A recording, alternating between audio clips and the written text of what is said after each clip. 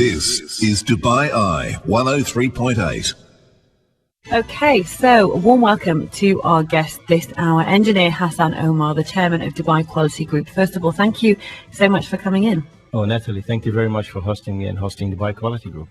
So one of the things you've done quite recently, Hassan, is handed out lots of prizes at the UAE Ideas Awards. We're going to come to those in a few minutes' time. But first of all, I want to focus in on Dubai Quality Group. And for people who perhaps aren't aware of what you guys do, can you give us a brief outline? Yeah, definitely. Dubai Quality Group is a 25-year-old organization. We'll be celebrating the 25th anniversary at the end of this year. We're mainly to promote quality. So anything that has to do with ISOs, with quality systems, with improvements, you come to Dubai Quality Group. Anything that is new, a new concept in the field of quality, you come to Dubai Quality Group. We have about 200 corporate members, so that you're talking about 200,000 roughly members, UAE and GCC. Okay, so Dubai Quality Group, it's an organisation that's open to all. I think sometimes people can be a bit confused about who you deal with. Is it for Emiratis? Is it for anyone? And this is something that you've opened up. It's for all walks of life. As I said, 25 years. We have different types of membership. You could be a corporate member. You could also be an individual member as well. Okay, so one of the other hats you wear, so to speak, is as COO, Chief Operating Officer of the Dubai Cable Company. Yes. Now, congratulations on 40 years. Thank you. Thank you very much. That's very impressive. So you know what it takes to have longevity in industries. So how do you combine those two roles? Because in themselves, they're quite demanding and taxing. Well, I think they're related. To have sustainability, I think you need a robust quality system. I think one of the things we were mentioning earlier about licenses, for instance, business ideas. And this is something that we're discussing in the award itself, was the sustainability of these licenses, the lifespan of these licenses. Yeah. And I mean, you're talking about 40-year sustainability. You could have an idea, you could have a license generated every how many licenses, but you have to understand, are they sustainable licenses? And this is where we come in as Ideas UAE to talk about the basics. Okay, so let's go to the Ideas Awards. The UAE Ideas Awards, something that you've recently handed out, but just tell us first of all about the awards themselves. They're open to Emiratis and expats. There's lots of categories. And I guess for you as a group, it's a really important part of what you do. Yes, this is the 8th year we're running this award. We concentrate on business idea, different verticals. Also, it's basically platform. It's a platform to celebrate creativity, to celebrate innovation, talent, local talent also, and also to promote Arabic language. Which I believe, and UAE heritage, which I believe all of the innovation and heritage is one of the key strategic pillars of UAE. I would be very open if you can find me some kind of technological support, some kind of app or AI that can help me learn Arabic, because every time I've tried, I've really failed miserably. So if you any tips, I'm honestly willing to try anything at this stage. So let's look a little bit closely at the Idea Awards. So you have awards for promoting inventions, and I guess in Dubai we have a real focus on future technology, AI. We are smart technology, smart governments. We're trying to streamline things, and I think it's really interesting that you see inventions as quite a significant area. Yes, definitely. This is one of the key. It's all summarized under Industry 4.0.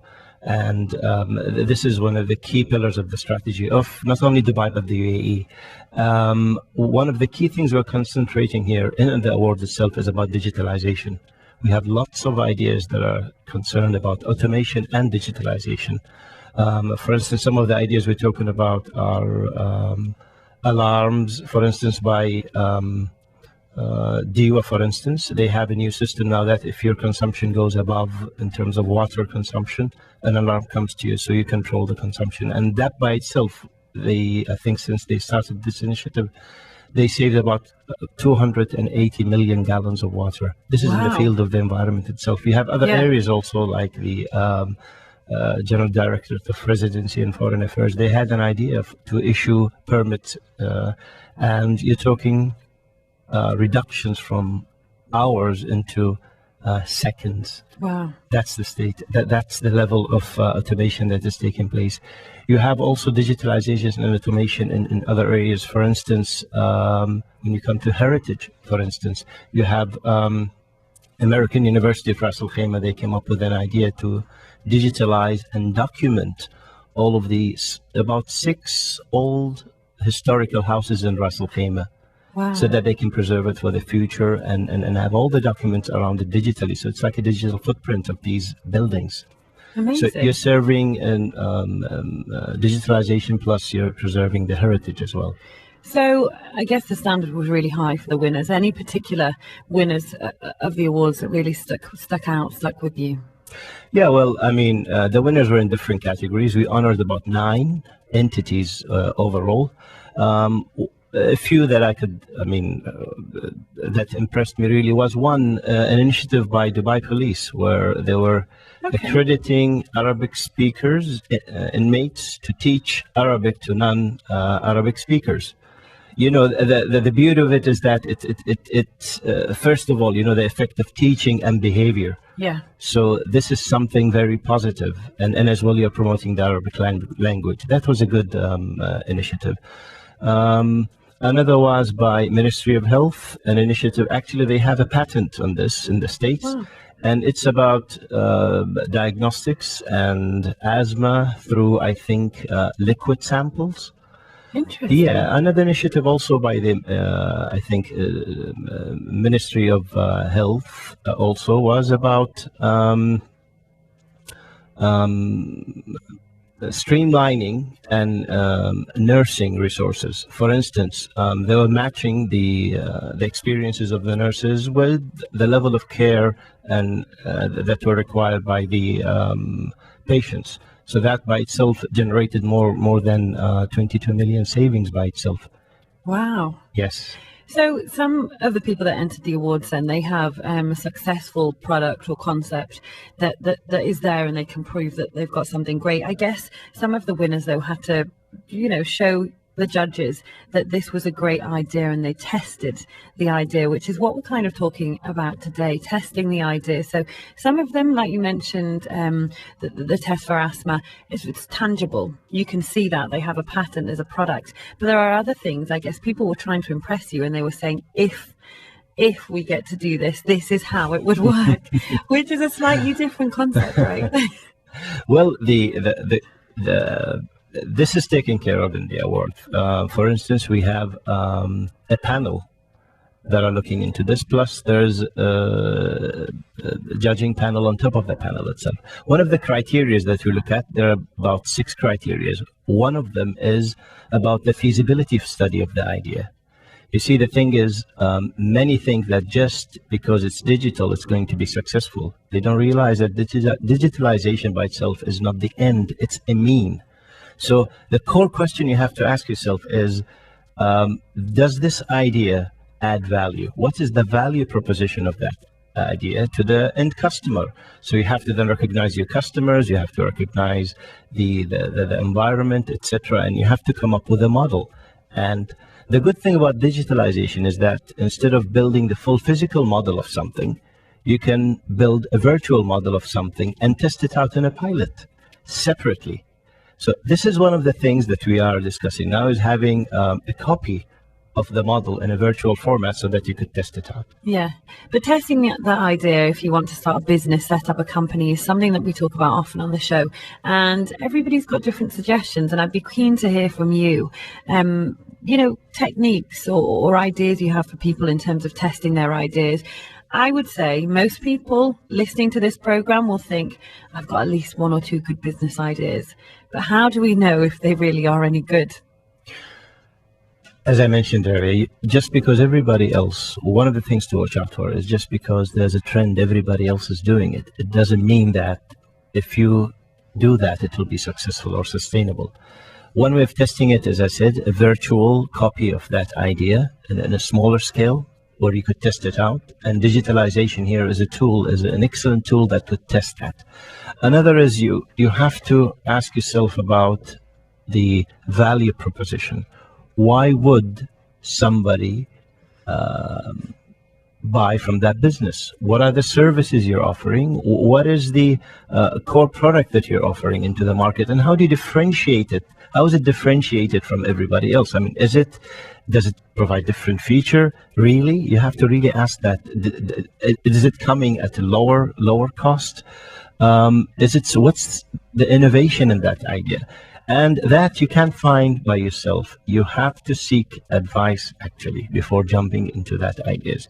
You have to think, for instance, 10 ways that idea would fail, for instance. Think the opposite. Because you're so optimistic, you would just go on, and that could be an issue. So there are biases when taking these decisions. One bias could be familiarity bias, for instance, just because everybody else, as I mentioned, is doing it. Another is just because you like it or it's close to you, you wouldn't see the totality of it. So one way is actually to understand that there are biases in decision making here, and one way is to ask yourself, well, how could it fail in 10 ways? Then you would think of solutions how to convert those failures into successes, for instance. Okay, so I guess a lot of people, early stage of an idea or concept, might go to their friends and family, or maybe someone they're comfortable with, a mentor, and they all say, "Look, this is a great idea. You should put all of your money in. In fact, take some of mine and do it." But we have to be a little bit cautious.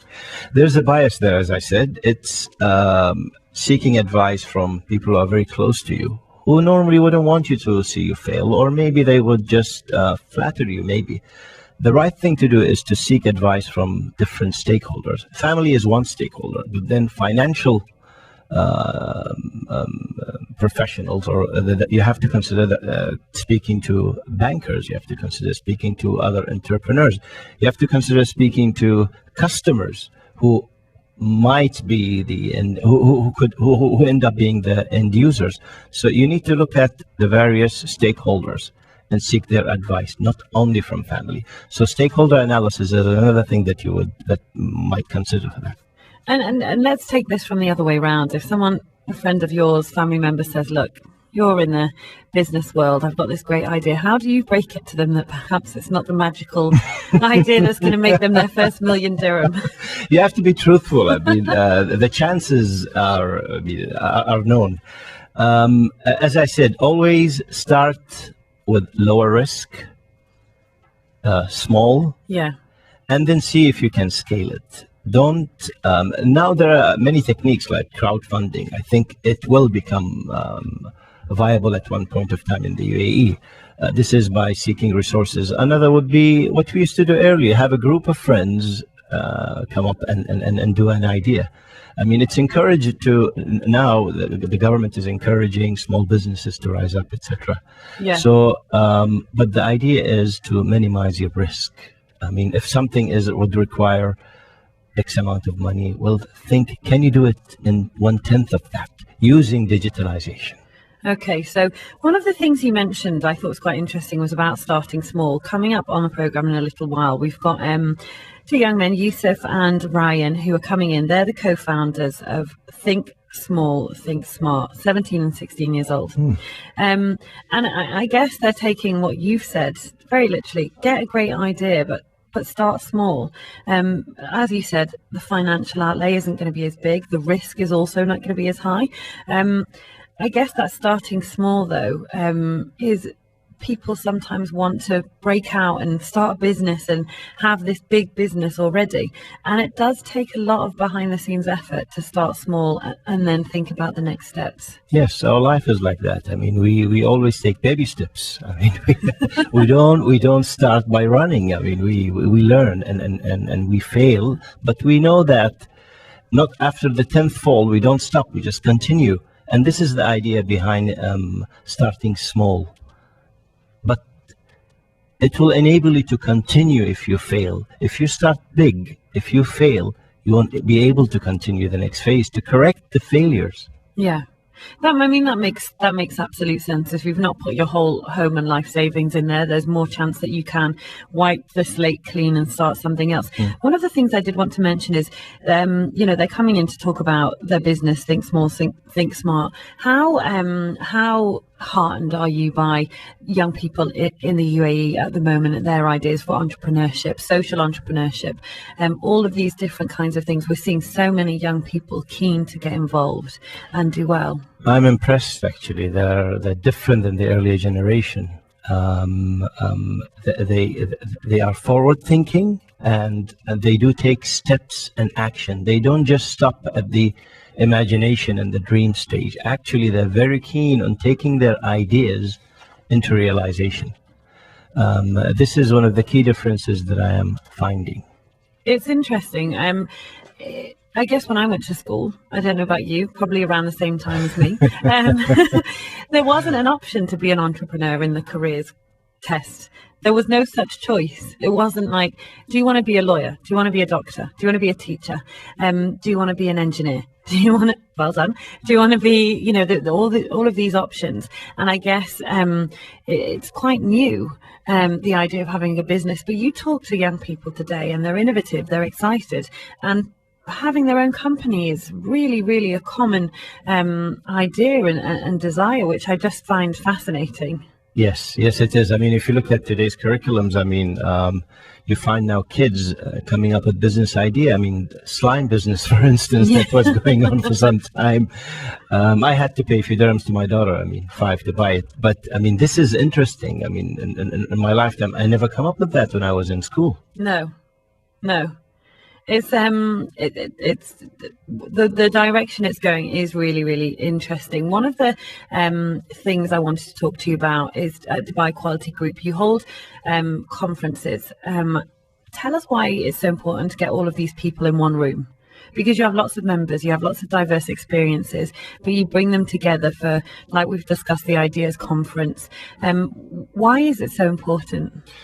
The key is, first of all, I talked about, it's about showcasing the talent. And I want the audiences to see that if they see an idea, if somebody sees an idea and he said, well, I could come up with something similar. It's done in Arabic, this particular one. We have Ideas Arabian, we have Ideas UAE. If a young person is sitting in there and he sees the way an idea is coming up and being presented, this will be motivational for him. So it's very important to have these ideas presented in a room. Another thing is the networking that is going to take place between, and the discussions that will be taking place among the audiences. This is really, really key. And it's an integral part of the conference, because we're talking about transferability of ideas, how ideas could be copied into other areas, or some ideas, aspects of ideas can be implemented in other segments. So it's important for it to be presented collectively. On that note, one of the subgroups you guys have is professional women. And that was something that interested me. I was having a look at the website this morning, and I think it's great because you want to offer that support and foster women to continue to do well. And you're encouraging people to engage, not just when they're starting, but to continually engage with you guys. True. And I'm very proud of the professional woman, or the UAE women subgroup. It's addressing women at all segments, walks of life, housewives. We encourage them even to come up and start their businesses while they're at home using technology. And I was in Fujairah a few weeks ago, and we had a group of students there. You should have been in the audience and seeing the glitter in their eyes and the excitement for them, seeing about the possibilities that are really out there. We had actually role model women who were successful, presenting their successes to them. Amazing.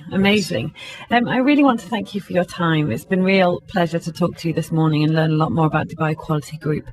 Thank you so much for coming in. Thank you, Natalie, for hosting me and Dubai Quality Group. Engineer Hassan Omar is the chairman of the Dubai Quality Group. It's been a real pleasure to have that discussion on the show. This is Dubai Eye 103.8.